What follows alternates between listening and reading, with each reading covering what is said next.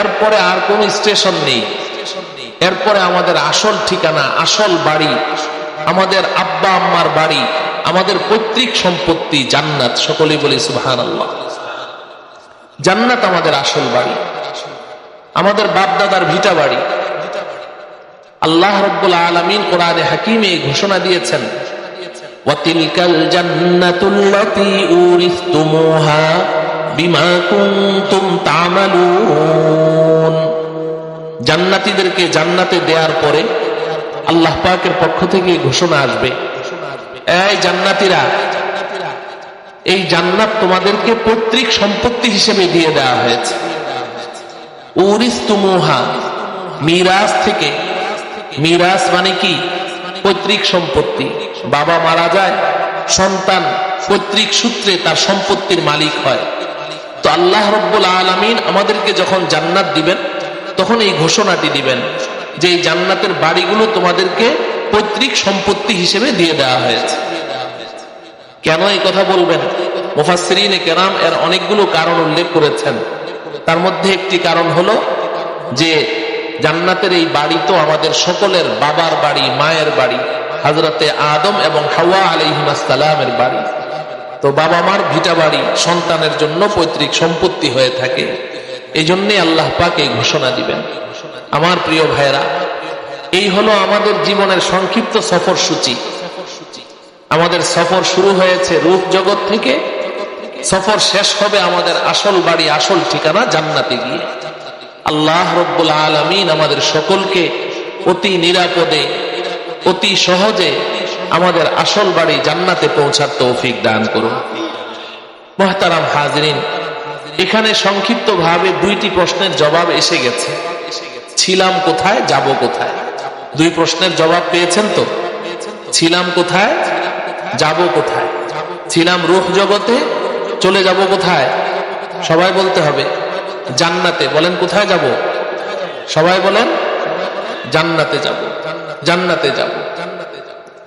আল্লাহ রাব্বুল আলামিন আমাদের সকলকে জান্নাতি হওয়ার তৌফিক দান করেন। 3 নম্বর প্রশ্নটি রয়ে গেছে। 3 নম্বর প্রশ্ন হলো, মাঝের অল্প কিছুদিনের জন্য এই দুনিয়াতে কেন আসলাম? এই দুনিয়ার জগতে আমরা কেন এসেছি? আমার প্রিয় ভাইরা, এই দুনিয়ার জগতে আল্লাহ রাব্বুল আলামিন আমাদেরকে পাঠিয়েছেন আমাদের আসল বাড়ি জান্নাতে যাওয়ার প্রস্তুতি গ্রহণ করার জন্য। সহজ জবাব, কোনো পেচ নাই। পেছনে যে আমরা দুইটি জগতে ছিলাম, রূহ জগতে ছিলাম, সেখানে আমাদের কিছু করণীয় ছিল না। সেখানে শুধু আমরা আল্লাহ পাকের সাথে একটি অঙ্গীকার করে এসেছি। যেই অঙ্গীকারটি আমরা করেছি, ওই অঙ্গীকারটি বাস্তবায়নের জন্য আল্লাহ পাক এই দুনিয়াতে আমাদেরকে পাঠিয়েছে। রূহ জগতে আল্লাহ পাক আমাদের কাছ থেকে একটি ওয়াদা নিয়েছিলেন, একটি অঙ্গীকার নিয়েছিলেন। আলাস্তু বিরাব্বিকুম ক্বালু বালা। কোরআনে কারীমে সূরাতুল আ'রাফের মধ্যে আল্লাহ পাক বলছেন যে হাসর জগতে, রূহ জগতে আমাদের আত্মাগুলো, রূহগুলো সবগুলোকে সামনে রেখে আল্লাহ পাক আমাদেরকে প্রশ্ন করেছিলেন, এই বনি আদম, এই আদম সন্তানের আত্মাগুলো, রূহগুলো, তোমরা আমার একটি প্রশ্নের জবাব দাও। আলাস্তু বিরাব্বিকুম, আমি কি তোমাদের একমাত্র প্রভু নই? আমি কি একমাত্র তোমাদের রব নই? আমি কি একমাত্র তোমাদের ইলাহ এবং মাবুদ নই? আল্লাহ আমাদেরকে প্রশ্ন করেছেন। ক্বালু বালা, আল্লাহ নিজে বলছেন যে আল্লাহ পাক এই প্রশ্ন করা মাত্র আদম সন্তান তথা আমি, আপনি, আমরা সবাই এখানে যারা উপস্থিত আছে, ছোট বড়, বৃদ্ধ যুবক, সব আমাদের একেবারেই শুরু থেকে শেষ পর্যন্ত যত মানুষ দুনিয়াতে এসেছে, সবাই সমস্বরে চিৎকার করে বলেছে, বালা বালা বালা বালা ইয়া রব্বানা আনতা রব্বুনা, হে রব, আপনি একমাত্র আমাদের রব, আপনি ছাড়া আমাদের আর কোনো রব নেই। এই ওয়াদাটা আমরা রূহ জগতে আল্লাহ পাকের সাথে করেছি। দুনিয়ার জগতে আসার পরে এই ওয়াদার কথা আমাদের কারো মনে নেই, আমরা ভুলে গেছি। আল্লাহ পাকের সাথে যে অঙ্গীকার করেছি এটা আমাদের কারো মনে নেই। আর এক জগতের কথা আরেক জগতে মনে থাকার কথাও নয়। মাতৃগর্ভ জগতে, মায়ের গর্ভে আমরা ছিলাম, ওখানে কি অবস্থায় ছিলাম কারো কি মনে আছে? কারো মনে নেই। আর এর আগে ছিলাম রূহ জগতে, সেই রূহ জগতের কথা মনে থাকার কোনো বিষয় না।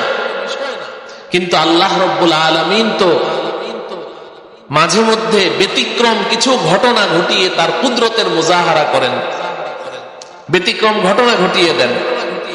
এই দুনিয়ার জগতেও কারো কারো মনে আল্লাহ রাব্বুল আলামিন রূহ জগতের ওই স্মৃতিগুলো জাগিয়ে দিয়েছেন। সুবহানাল্লাহ বলেন।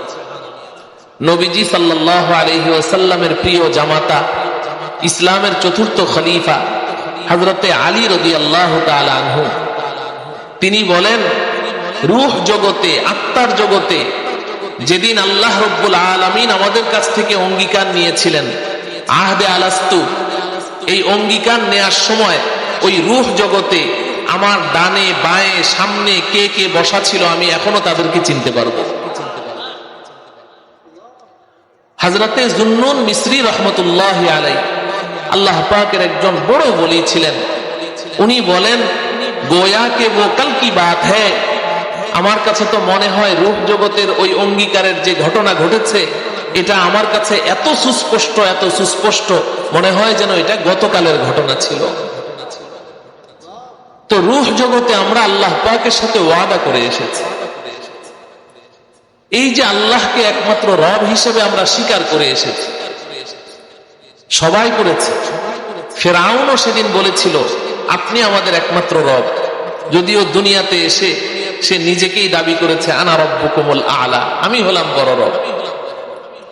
আবু জাহাল, আবু লাহাব, উতবা, শাইবা এরাও বলেছিল, কারুন, হামান, নমরুদ, পৃথিবীতে যারা আল্লাহ পাকের সাথে দাম্ভিকতা প্রদর্শন করেছে, আল্লাহকে অস্বীকার করেছে, এরা সবাই কিন্তু সেদিন আল্লাহকে রব বলে স্বীকার করে এসেছে রূহ জগতে।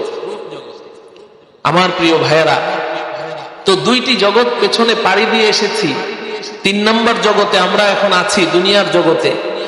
এই দুনিয়ার জগতে আল্লাহ রাব্বুল আলামিন আমাদেরকে কেন পাঠিয়েছেন? ওই যে রূহ জগতে আল্লাহ পাকের সাথে ওয়াদাটা করলাম, এই ওয়াদার উপরে আমরা বহাল আছি কিনা, আমরা অটল আছি কিনা, এটা আল্লাহ পাক দেখতে চান। এটা একটা পরীক্ষার হল। এই দুনিয়ার জগৎটা পুরাটা আমাদের যে জিন্দেগি, যতদিন আমরা এই দুনিয়াতে থাকব, পরীক্ষার হলের ভিতরে আমরা থাকব। এখানে আমাদের পরীক্ষা চলতে থাকবে। কি পরীক্ষা? ওই যে ওয়াদা করেছি যে আপনি আমাদের একমাত্র রব, দুনিয়াতে আমরা একমাত্র আল্লাহকেই রব মানছি নাকি অন্য কোনো দিকে আমরা ডাইভার্ট হয়ে যাচ্ছি, অন্য কেউ আল্লাহ পাকের সমকক্ষ মনে করছি, অন্য কেউ ক্ষমতাধর মনে করছি। এই বিষয়গুলো আল্লাহ পাক দেখতে চান। এখন প্রশ্ন হলো যে রূহ জগতে যে আল্লাহর সাথে ওয়াদা করলাম, এটা তো আমার মনেই নেই। দুনিয়ার জগতে এসে সেই ওয়াদার উপরে আমি অটল থাকবো, এটা তো পরে, আগে তো ওয়াদার কথা মনে থাকতে হবে।